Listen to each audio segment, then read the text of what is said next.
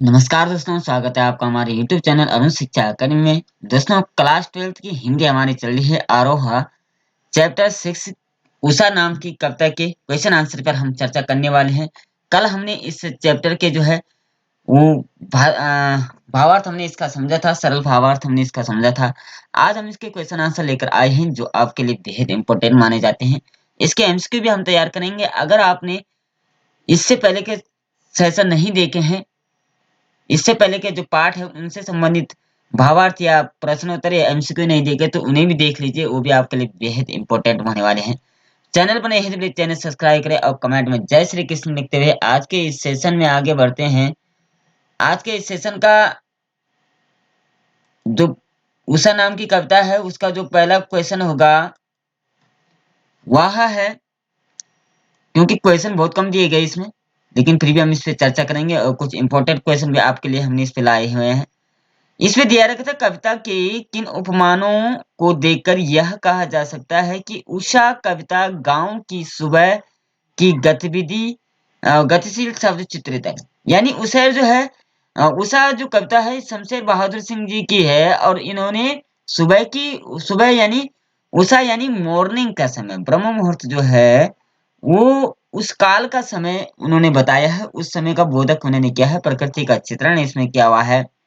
अथवा ये भी आ सकता है आपके बीच में, शमशेर बहादुर सिंह की कविता गांव की सुबह का जीवंत चित्रण कीजिए। ठीक है, दो प्रकार से पूछा जा सकता है, तो हमने क्या करना है। उत्तर होगा कवि ने गांव की सुबह का सुंदर चित्रण करने के लिए गतिशील बिंब योजना की है।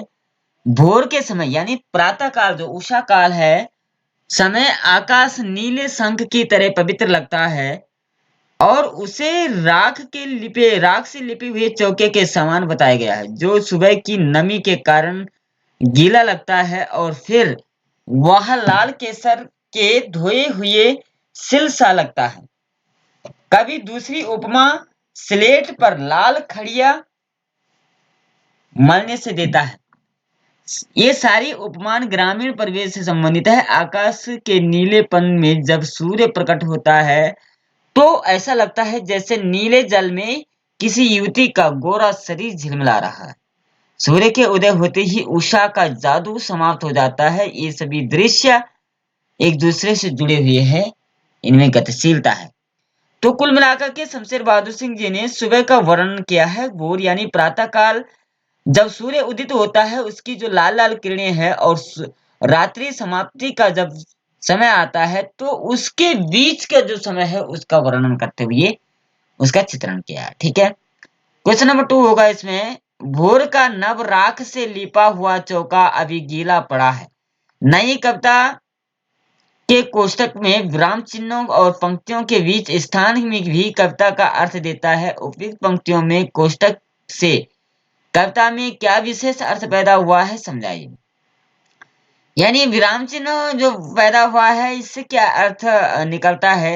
नई कविता के लगभग सभी कवियों ने सदा कुछ विशेष कहना चाहा है अथवा कविता की विषय वस्तु को नए ढंग से प्रस्तुत करना चाहा है।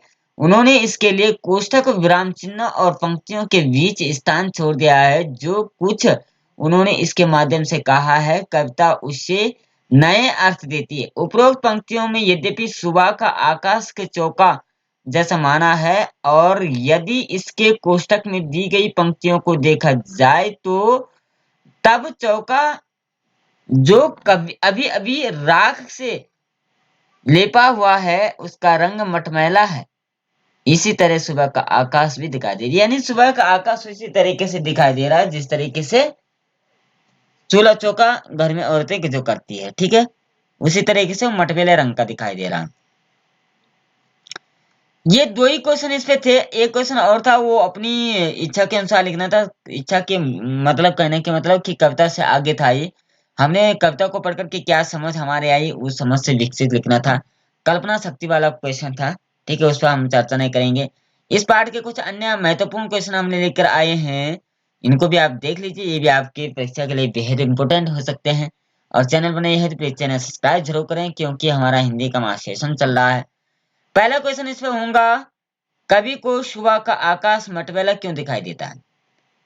उत्तर है कि कवि ने सुबह के आकाश के लिए राख से लिपे हुए चौके का उपमान दिया है।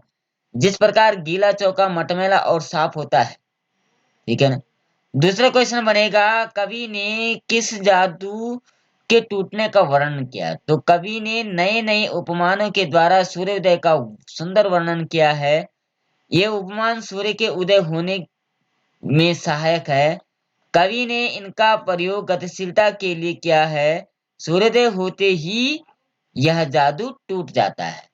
ठीक है। कहने का मतलब रात्रि में इतना भयानक रात्रि दिखते, लेकिन सुबह होते ही सब गायब हो जाते थे। जादू टोना जैसा प्रतिबिंब दिखाई देता है। तीसरा प्रश्न इसमें बने, निम्नलिखित काव्यांश का भाव और सौंदर्य स्पष्ट कीजिए। बहुत काली सिर जरा से लाल केसर से कि जैसे धुल गई हो। कवि कहता है कि जिस प्रकार से ज्यादा काली सिर व अर्थात पत्थर पर थोड़ा सा केसर डाल देने से वह धुल जाती है, अर्थात उसका कालापन खत्म हो जाता है। ठीक उसी प्रकार से काली सिर को किरण रूपी केसर से धो देने पर अर्थात सूर्योदय होते ही हर वस्तु चमकने लगती है। मतलब रात्रि के समय हर चीज हमें काला दिखता है, लेकिन सूर्योदय होते ही हर चीज चमकने लगती है। ठीक है। क्वेश्चन नंबर 4 की बात करें, उषा कविता के आधार पर सूर्योदय से ठीक पहले का प्राकृतिक दृश्यों का चित्रण करें। यानी जो भोर का समय है उससे पहले का वर्णन हमने करना है। कवि को सुबह का आकाश ऐसा लगता है मानो चौका राख से लिप गया हो तथा वह अभी भी गीला हो। जिस तरह गीला चौका स्वच्छ होता है, उसी प्रकार से सुबह का आकाश भी स्वच्छ होता है, इसमें प्रदूषण नहीं होता है। आखिरी क्वेश्चन हमारा इस पाठ का होगा, उषा कविता में भोर के नभ की तुलना किससे की गई है और क्यों? तो उषा कविता में प्रातःकालीन नभ की तुलना राख से लिपे हुए गीले चौके किससे की गई है? इसमें आकाश नभ धुंधला होता है। इसका रंग राख से लिपे हुए चूल्हा जैसा मटमैला होता है। जिस प्रकार चूल्हा चौका सूख कर साफ हो जाता है, उसी प्रकार से कुछ देर बाद आकाश भी स्वच्छ निर्मल हो जाता है। तो कुल मिलाकर के ये कुछ इंपॉर्टेंट क्वेश्चन हमने आपके लिए लाई। आशा करते हैं आपको ये पसंद आए होंगे और आपके समझ में भी आया होगा। पाठ का जो भावार्थ था, जो शीर्षक था, जो उसका उद्देश्य था शमशेर बहादुर सिंह जी का, वो सफल हुआ होगा। इससे पहले अगर चैनल पर नए हैं तो प्लीज चैनल सब्सक्राइब जरूर करें और कल शाम फिर से हिंदी का सेशन देखने के लिए रात 8 बजे आप देखते रहें। तब तक के लिए जय श्री कृष्णा, राधे राधे।